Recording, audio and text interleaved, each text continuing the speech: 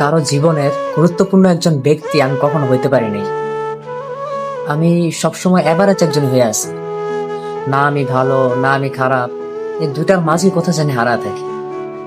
পড়ালেখা, খেলাধুলা, কাজকর্ম, এমনকি সম্পর্কেও আমি তেমন কিছু অর্জন করতে পারি নাই। জানি না কেন আমার বেস্ট ফ্রেন্ডও আমার কখনো বেস্ট ফ্রেন্ড বলে নাই।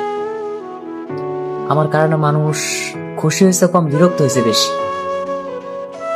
আমার প্রতি কারো কোনো চাওয়া নাই, কারণ আমি নিজের জন্য কিছু করতে পারি না, তাদের জন্য কি করব। আমি কখনো বড় বড় স্বপ্ন দেখিনি। এই মধ্যবিত্তের চার দেওয়াল আমাকে কখনো বড় স্বপ্ন দেখতেই দেয় নাই। আমি থাকা না থাকা এতে কারো কোনো কিছু আসা যায় না। আমি সবসময় এভারেজ একজন হয়ে আছি।